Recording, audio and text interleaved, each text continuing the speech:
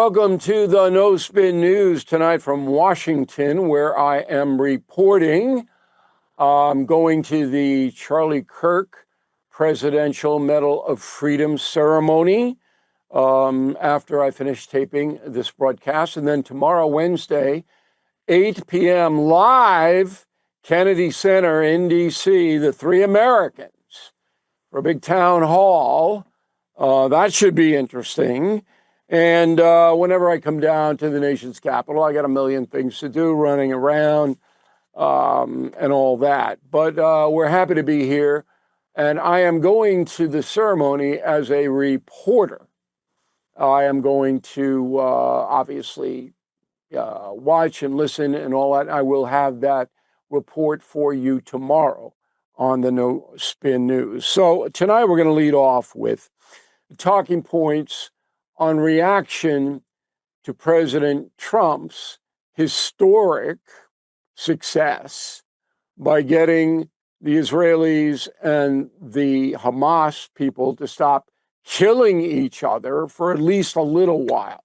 Hamas is killing their own now, of course. It's never going to end. I told you that yesterday.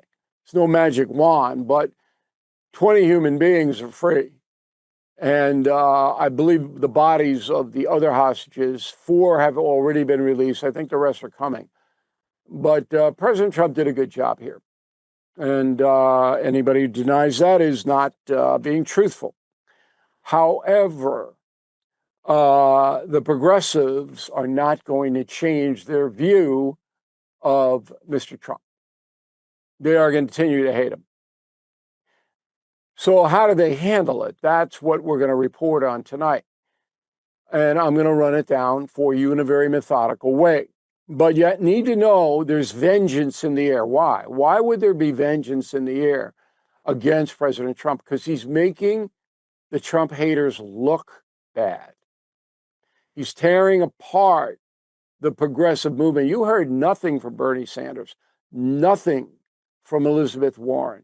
I don't think you heard from AOC either. They don't know what to do. They don't know what to do. But I know what they will do, and that is move on from this story as fast as they possibly can and get right back into the Gestapo, ICE agents. Comey is a victim, right back in.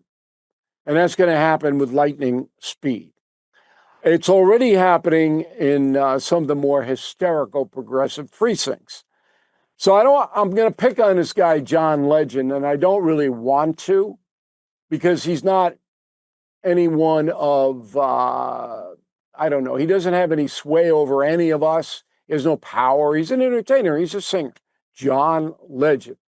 He's in the news a lot. He's a very, very ardent progressive. But his mindset accurately reflects the progressive movement in the United States. So I'm going to use him tonight as a demonstrator. All right, so you know about the Nobel Peace Prize. The Norwegians didn't want to give it to Trump. That's all it was. Did Trump deserve it? Yes, of course he deserved it. But the Norwegians are very, very liberal, and they didn't want to give it to him. Maybe if Ukraine, if there's some deal made, they'll have to give it to him next year. But they avoided it this year, and they shouldn't have. That's not honest. But here's what John Legend said about that. Go. If Trump is able to actually earn the Peace Prize, it probably won't be enough that he's helped bring peace to the Middle East. Let's look at what else he would have to do. He'd have to stop sending Black Hawk helicopters to terrorize people while they sleep in their apartment buildings in Chicago. Yes, the so-called peace president who's ending wars around the world would also have to stop declaring war on the American people. Okay, so what are you going to do? Mr. Legend's entitled to his opinion. I don't know why he does what he does. Certainly ain't going to help his record sales. He's an extremist. I don't feel anybody's declared war on me or anybody I know. All right, I know a lot of liberal people. I don't see any war. I don't see Black Hawk helicopters swooping down, terrorizing people as they sleep in Chicago. I don't see any of that. Maybe I'm missing it. Maybe I'm just not skilled enough to absorb the information that John Lennon and his cohorts in the progressive movement have absorbed. Okay, I'm just not smart enough to get it. But that, what he just said, is what they believe. Because people believe what they want to believe. And you're never going to convince them, ever in a million years. Okay, now, part of the subterfuge here, excuse me, is that Legend doesn't like Israel. You know, I always like to know who I'm featuring on the No Spin News. So he doesn't like Israel at all. Roll tape. No matter what political disagreements and political animus and anger we have at Hamas and the leadership in Gaza, those kids are innocent. Yes. And I don't believe in collective punishment. And I believe that their lives are just as valuable as Israeli lives or any other lives. And so I want foreign policy to be conducted with that in mind. Okay, so according to Mr. Legend, if Hamas attacks our country, United States, and kills 1,200 Americans, and I hope Mr. Legend would be spared, okay, we can't go after Hamas in Gaza. We couldn't use U.S. military power to avenge or punish the terrorists who killed the 1,200, just as they did in Israel, because innocent children might be killed. And that's true. They might be killed.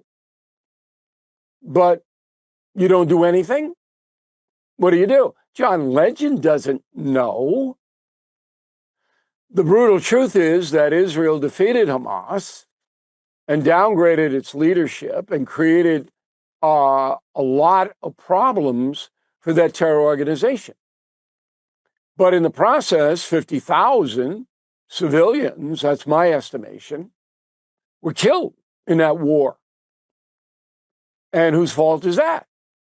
Well, Legend would blame Israel and the United States because we support Israel. Now, he might blame Hamas too, but he said clearly, I don't believe in collective punishment. Well, what are you going to do? Then you just let them get away with it and then they run back and hide behind their children and you don't take any action because you don't believe in collective punishment? It's just dumb. And that is my big problem with the progressive movement. It's stupid. It has no solution to any problems. These are pie in the sky people think that they're noble and that they have a higher moral ground than anybody else. Boy, oh boy. Can you imagine if Kamala Harris, because she is a progressive, president, you think those Gaza hostages would have been released? Come on. Even Kamala's husband doesn't think so. All right, President Biden finally weighed in. I was waiting and waiting and waiting.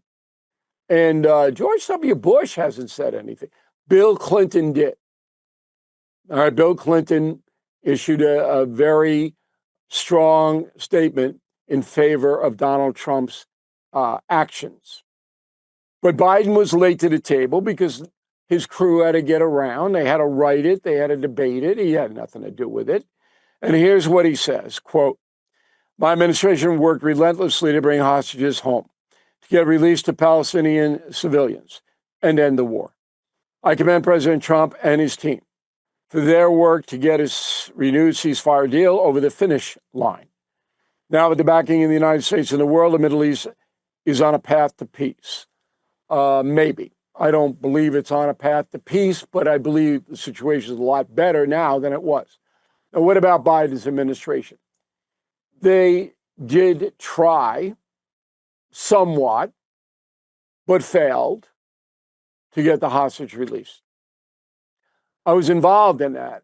And at the end, the very end of Biden's presidency in December of last year, 24, there was movement, and there were hostages released in January of 25. The Biden administration was part of that. But the big part of it was Trump coming in. And I'm not going to go through what my role was now, but I will down the road. So I know what's going on here. I didn't object to Biden's statement, by the way. I object to Biden's presidency. It's a disaster for the world and for this country. But the statement was okay. Finally, let's wrap this thing up. It's not going to change. The progressives hate Donald Trump.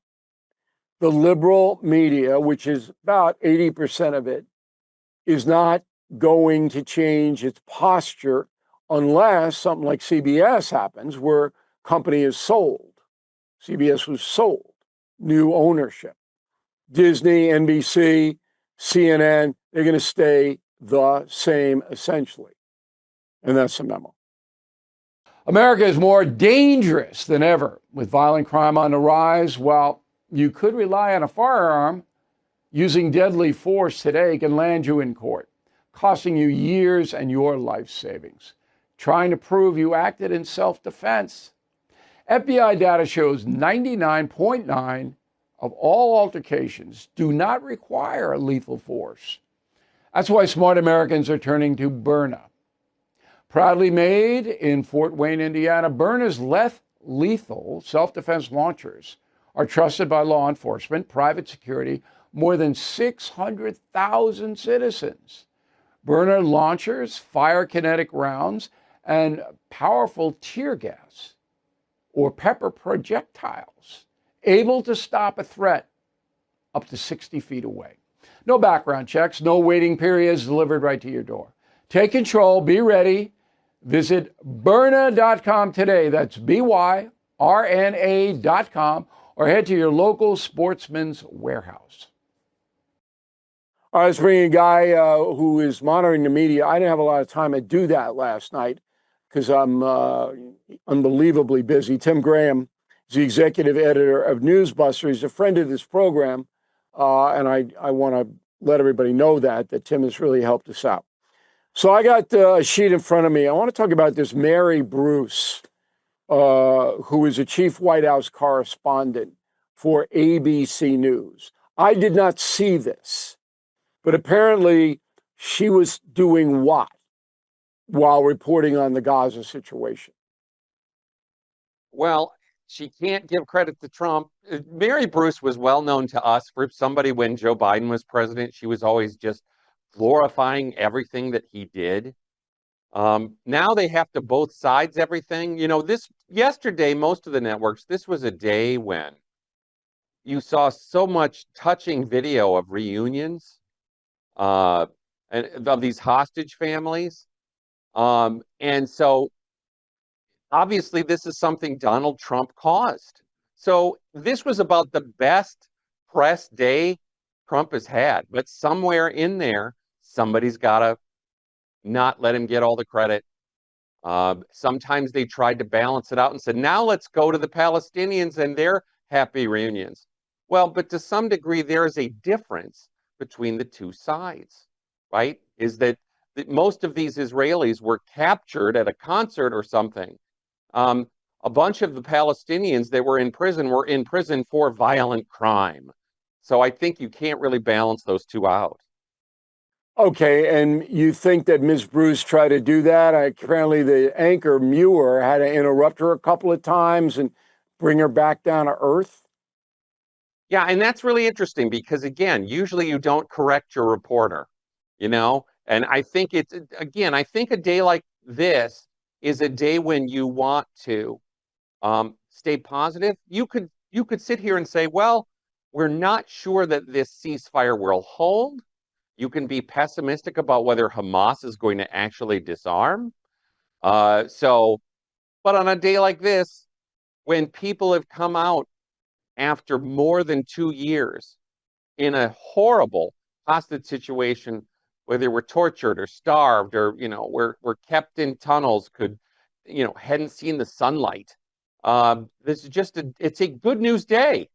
It's a good news day. So to try to rain on that parade, it's not the right day. Okay. But they didn't do it overtly. Even Ms. Bruce, to be fair to her, said that Trump's role was critical in this and whatever. Christiane Amanpour, CNN, had to apologize. Now, we all know, if you know this woman's history, been around a long time. She's very pro Arab. She's a Persian herself, but she's very, I want to be fair here, skeptical of Israel. Let's put it that way.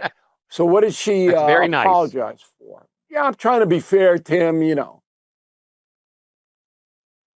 Well, she grew up the first 11 years of her life in Tehran, and then they moved to England, and then later they came to the United States. She's been at CNN for more than 40 years and has been a foreign correspondent for a large chunk of that before she became sort of the CNN host.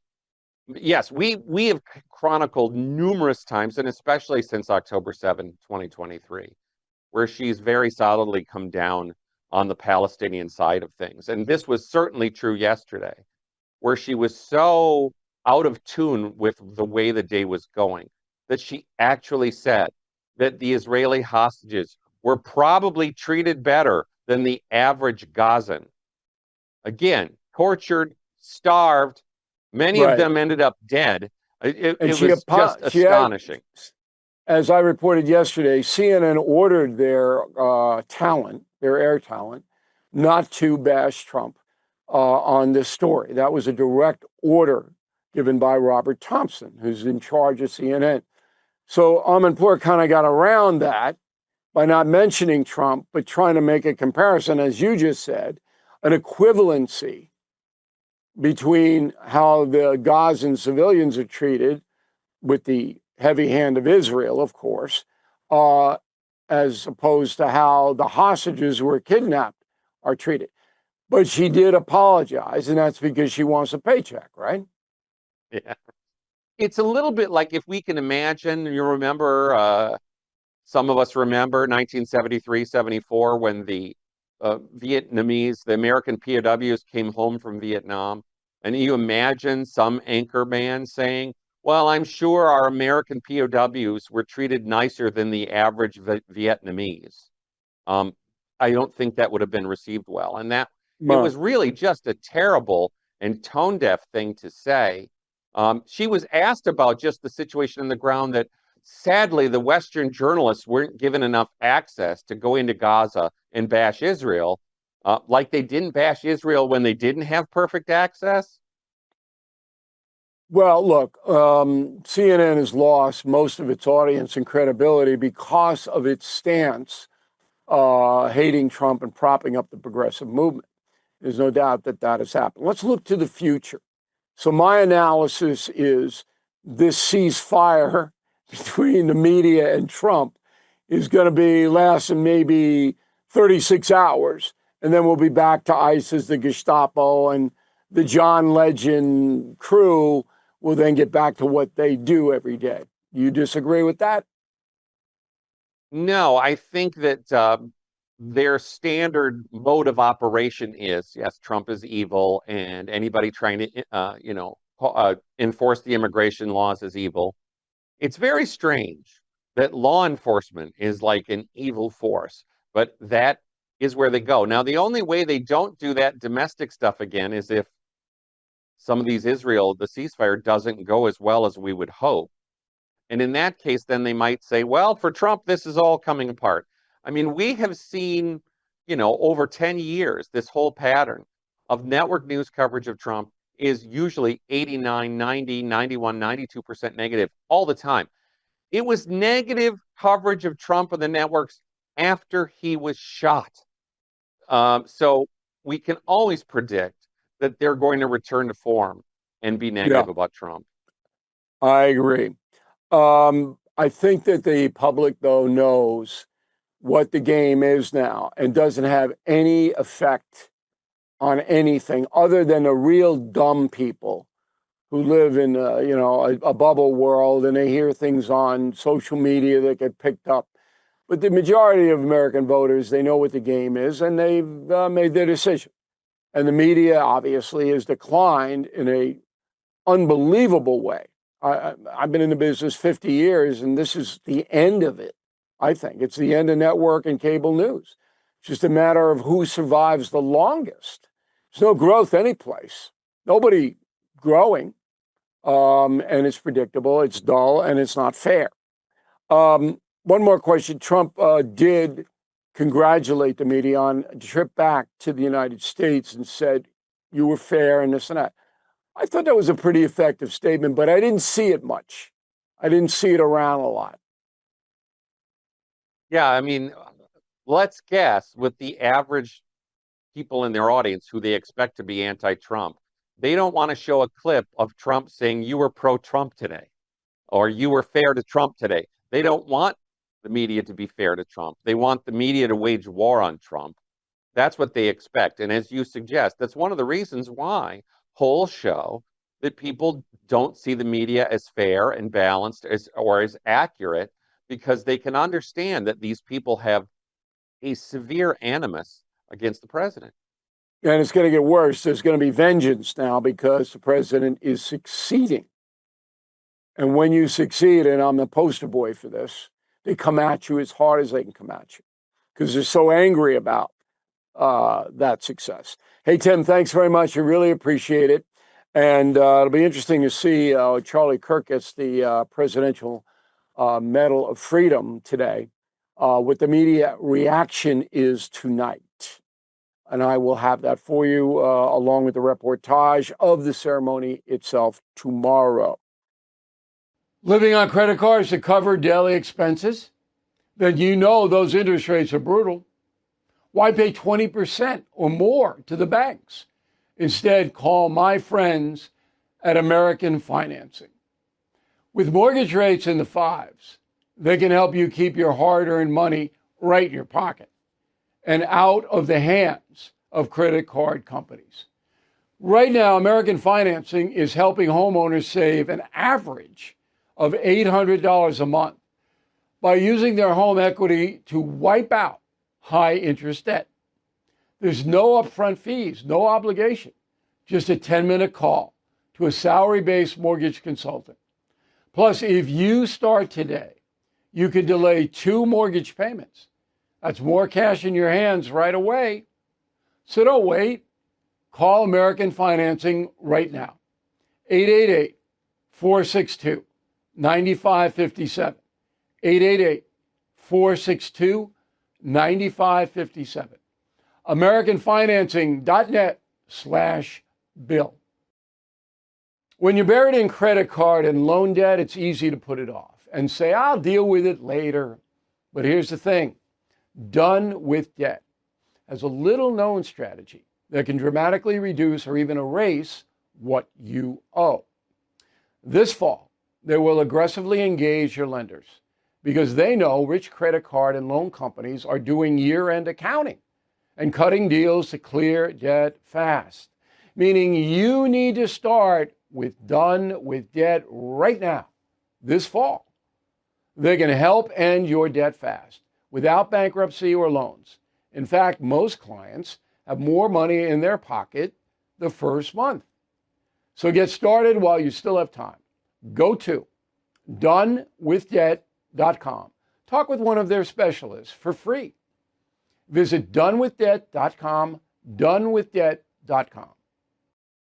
Okay, as I told you at the top of the program, I'm heading over to the White House for the Presidential Medal of Freedom ceremony. Today would have been Charlie Kirk's 32nd birthday. And it's a very kind thing the president is doing. His widow, Erica, will receive the award. I don't know the Kirks. I'm not in that world. But I was invited to go, and I'm going to do it as a reporter. And I think it's a worthy effort to honor the Kirk family, whether you like him or not. And a lot of people have taken what he said out of context, and I'm going to call some of those people out tomorrow. The man had a point of view. He was courageous. He presented it in a civil manner. And that's what pundits should do. Now, whether you agree with him or not, that's okay. But I'm glad he's being honored. I will tell you everything that happens. And here is some of the other honorees: Rosa Parks, Martin Luther King Jr., Mother Teresa, Muhammad Ali, Nancy Reagan, Colin Powell, JFK, John McCain, Oprah Winfrey, Denzel Washington, Bono, Tiger Woods. So they all received the Presidential Medal of Freedom, and now Charlie Kirk joins those ranks. I hope you tune in tomorrow. I'm Bill O'Reilly. Thank you for watching the No Spin News tonight. We'll see you then. Thank you for watching. To view full episodes of the No Spin News anytime, sign up to become a BillO'Reilly.com premium or concierge member today.